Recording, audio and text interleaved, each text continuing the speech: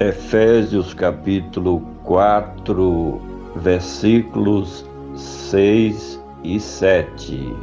Um só Deus e Pai de todos, o qual é sobre todos e por todos e em todos vós.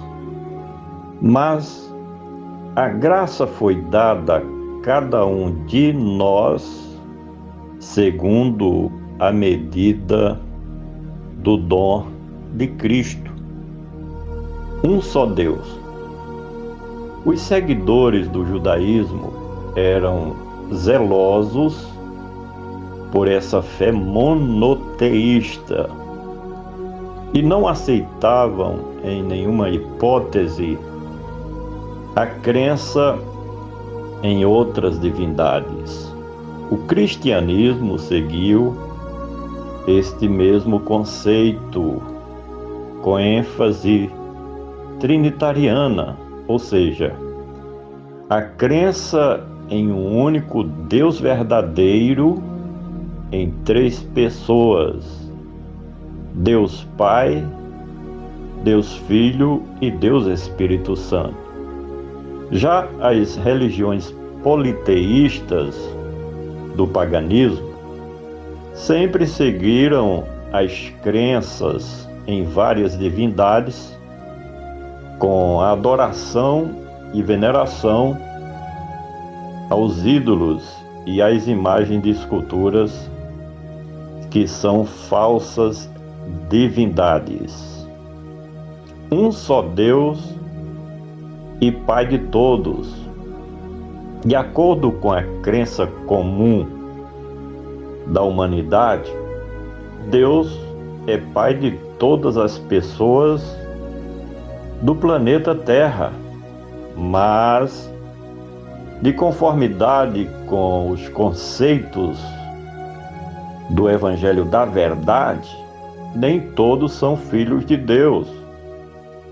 Quando o escritor fala de Deus como Pai de todos, no final do versículo tem o pronome vós, se referindo aos seguidores de Cristo que faziam parte da Igreja do Senhor Jesus na cidade de Éfeso.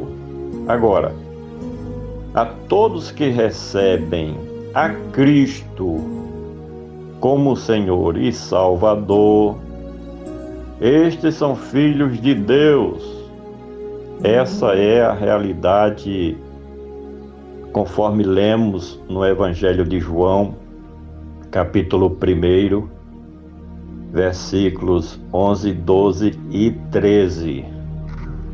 Um só Deus e Pai de todos, o qual é sobre todos e por todos.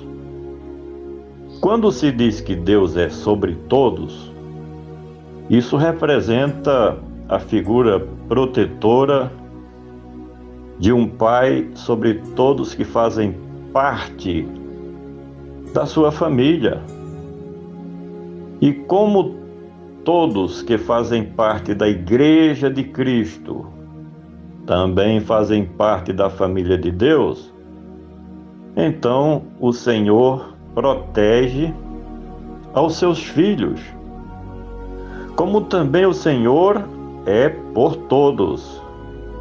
Os seus filhos que vivem confiando e esperando inteiramente em suas provisões e providências, porque Deus, como nosso Pai, Ele cuida de todos nós.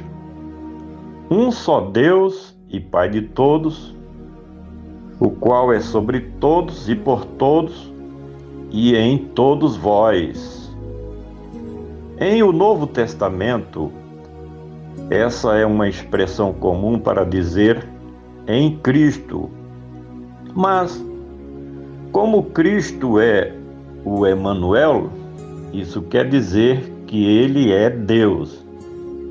Então a frase em Deus é a mesma coisa que em Cristo. Deus habita em todos os remidos de Cristo por meio do seu Espírito Santo.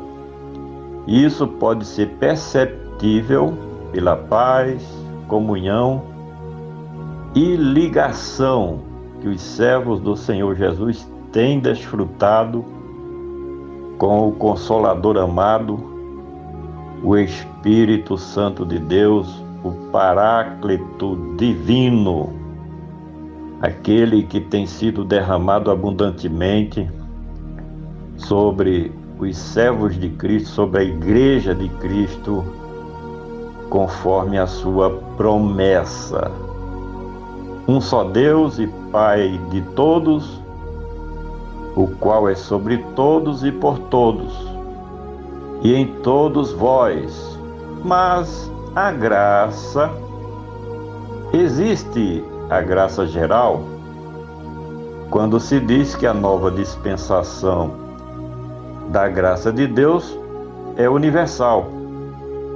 Isso porque toda a criação foi beneficiada com o novo modo operante de Deus por meio de Cristo Jesus. E existe a graça individual, sobre a qual se refere neste texto o escritor.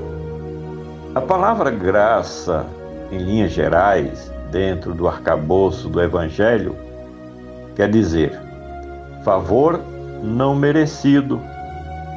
Tudo que os servos de Cristo recebem da parte de Deus é pura graça, inclusive o dom maior, que é da salvação e da vida eterna em Cristo Jesus. Um só Deus e Pai de todos, o qual é sobre todos e por todos e em todos vós, mas a graça foi dada a cada um. Essa graça individual contempla a cada um de forma diferenciada, porque cada pessoa tem o seu jeito de ser e de agir próprio. Paulo afirma que a graça de Deus sobre a sua vida foi muito grande, porque ele era o principal dos pecadores. Isso porque perseguia a Igreja de Cristo. Entendemos com isso que quanto mais desobediente for o pecador, mais essa graça de Deus, ela precisa ser derramada sobre tal pessoa para produzir a reconciliação com Deus. Finalmente, mas a graça foi dada a cada um segundo a medida do dom de Cristo. Quando o Messias de Deus se manifestou no planeta Terra, o que a humanidade merecia era a ira, o furor e a vingança de Deus. Mas Cristo, em seu sacrifício expiatório e por meio da propiciação, apaziguou a ira de Deus, reconciliando os seres humanos com seu Criador. Por isso que o apóstolo diz enfaticamente em suas palavras que Cristo é o agente implantador desta graça divina.